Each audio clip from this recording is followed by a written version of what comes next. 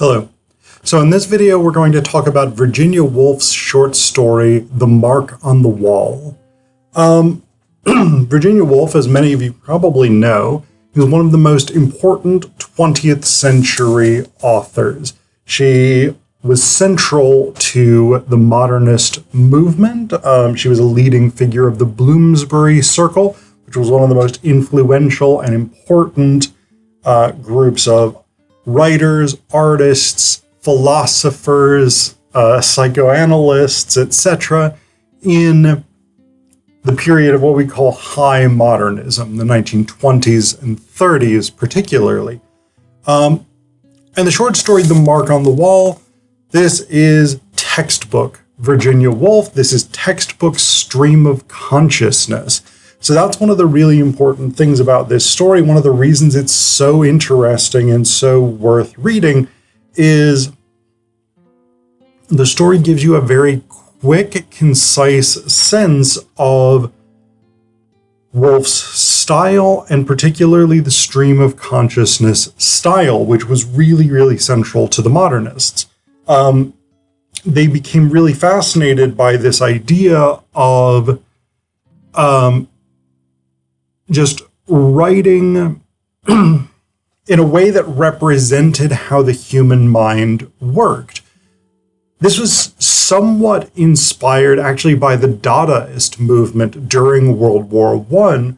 The Dadaists and the Surrealists picked up on this as well, came up with this idea of auto writing, or sort of chance writing. And auto writing more or less involved sort of, as I understand it, you sort of put the pen on the page and just sort of squiggle and whatever comes out.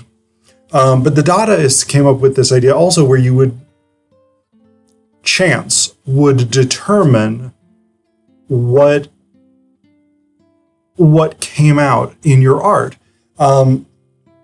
So like poets like Tristan Tzara, for instance, who was a main figure in the Dadaist movement, would compose poems by just cutting up words out of newspapers and then drawing them out of a hat. And that was how he would perform. And the idea was that you sort of express the way that the unconscious mind works.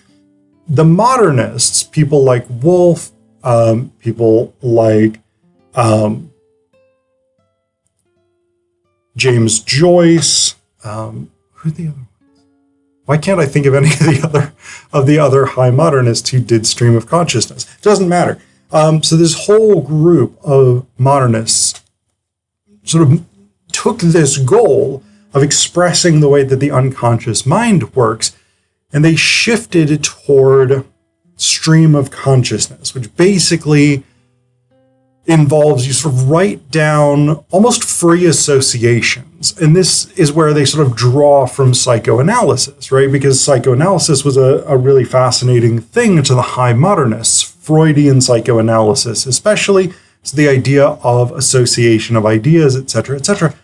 And they basically said, okay, let's write down how the mind works rather than shaping it artistically to be a polished work of art.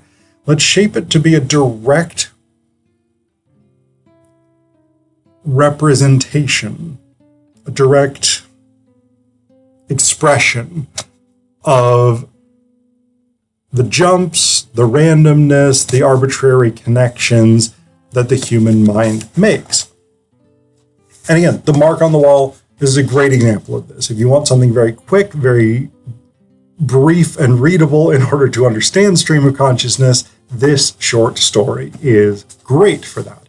So I'm going to read you the first paragraph, which will show you this stream of consciousness style, and then I'm going to talk about a couple of other things in it. I will not just talk about stream of consciousness the whole time. So this is the beginning, the first paragraph.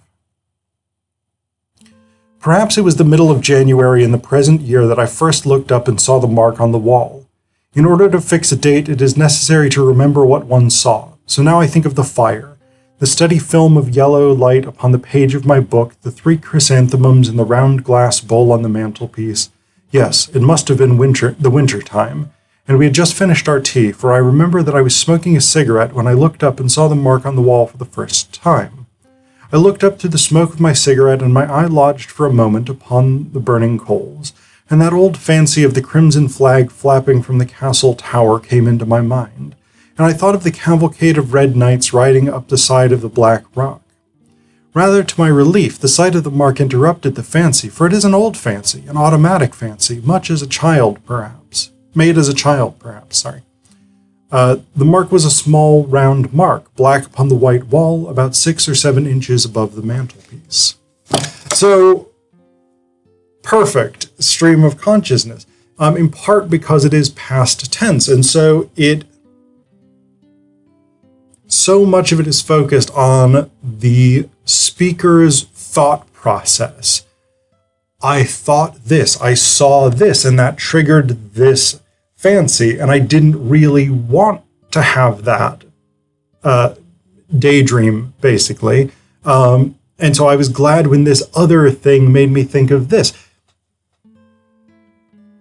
But it's not just that here is the chronology of my thoughts, which you could do perfectly well in more traditional fiction styles. It is that the text itself takes us through that. Here's an association, here's another association, here's another association.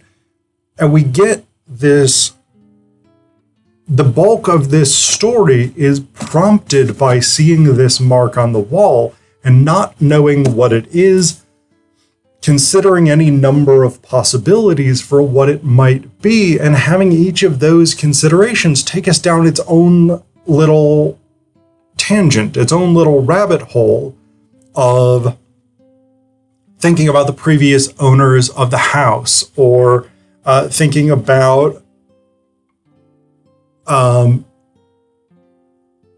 these retired army colonels who are really into local history, these kinds of things, thinking about Shakespeare and his composition process, all of these things. So again, it reflects this set of psychological processes where thought is non-linear. Thought forever sort of branches in different directions, and the brain follows those directions whether we want it to or not. That it's often very difficult to concentrate upon a specific problem without some kind of distraction coming up. So that's really the central thing with the mark on the wall. There's not much of a plot here. I guess it's worth mentioning that. This is not a story in which stuff happens and you can follow the sort of linear movement of the plot. It is a story about the speaker's, again, thought process. It's the story about this speaker not actually investigating what this mark on the wall is, which would be the simplest and easiest way to figure out what it is, but instead thinking about it, considering, contemplating the possible explanations rather than just going and getting up and looking. And we do find out at the end of the short story what it is, because the speaker's husband, I think,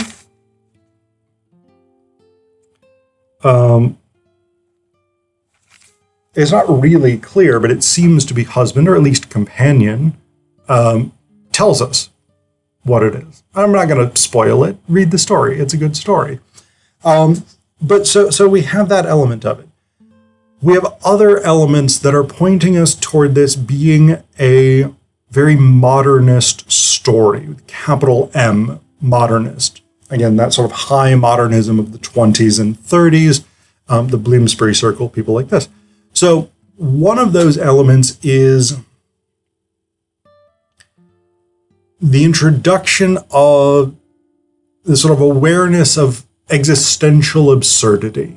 So this is prior really to the rise of existential or absurdist philosophy. But the high modernists sort of really set the stage for this. Out of the ethos of high modernism, this sort of sense of despair, of loss, of trauma from World War I, we get the existentialists, we get the absurdists, people like this. And so that idea of sort of absurdism, the absurdity of existence, the not necessarily meaninglessness as such, but the limitations of existential meaning. So Woolf says here in this portion, I might get up, but if I got up and looked at it 10 to 1, I shouldn't be able to say for certain, because once a thing's done, no one ever knows how it happened. Oh dear me, the mystery of life, the inaccuracy of thought, the ignorance of humanity. And I mean, that's not absurdism as such, but I could see that dialogue showing up in a Beckett play, a Samuel Beckett play, one of the main practitioners, one of the most famous and successful practitioners of theater of the absurd. This idea of the impossibility of knowledge, the futility of action, the limitations to what it means to be human is definitely something that you see in the modernists, and it's something that continues on.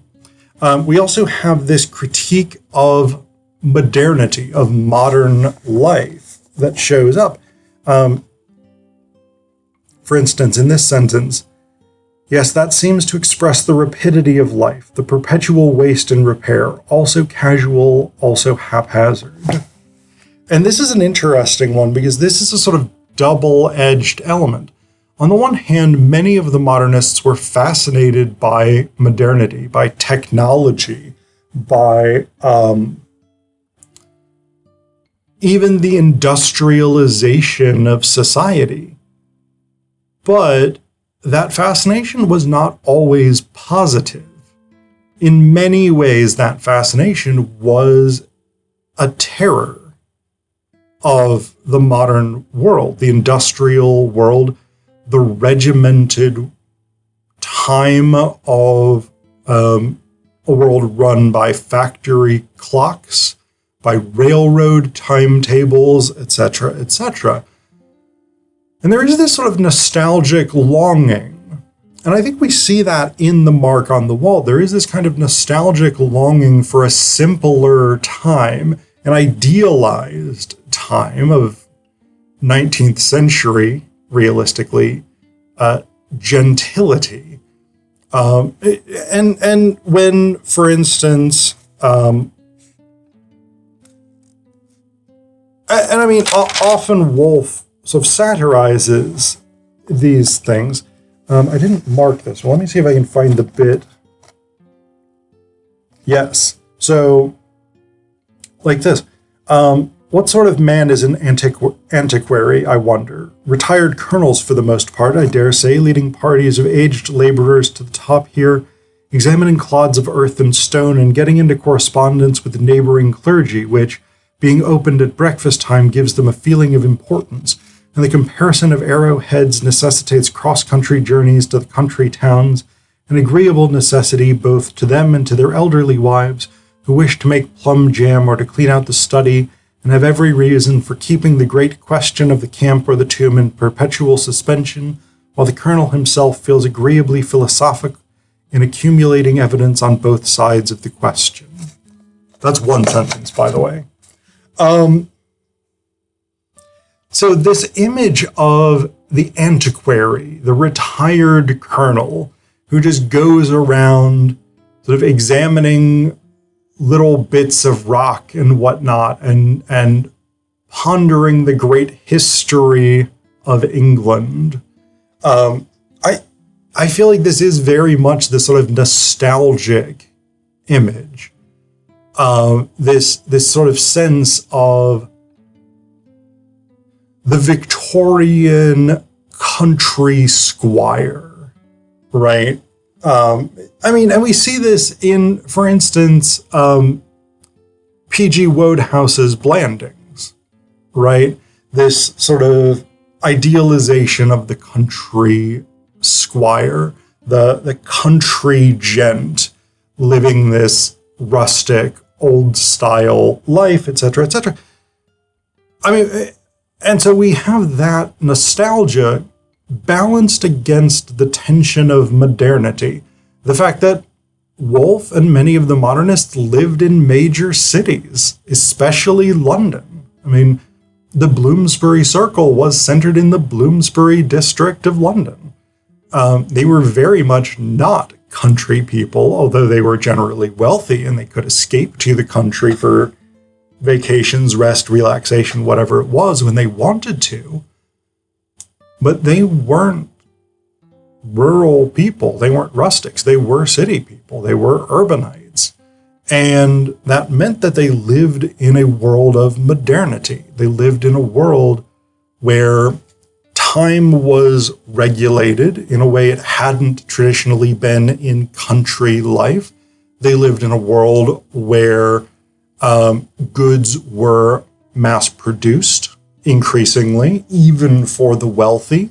And the wealthy did definitely, and still to this day, buy more custom-made things than the working classes, middle classes, and poor. But there is this deep terror of what it means to be modern, to have this sort of industrialized life and worldview. And I think we see that in this story, this reflection, the rapidity of life, the perpetual waste and care and repair, also casual, also haphazard. This sense that something true and genuine is being lost within the culture becomes, again, a major anxiety for the modernists. And we see this in, for instance, T.S. Eliot's poem, The Wasteland. We see this in a film, especially like Fritz Lang's Metropolis.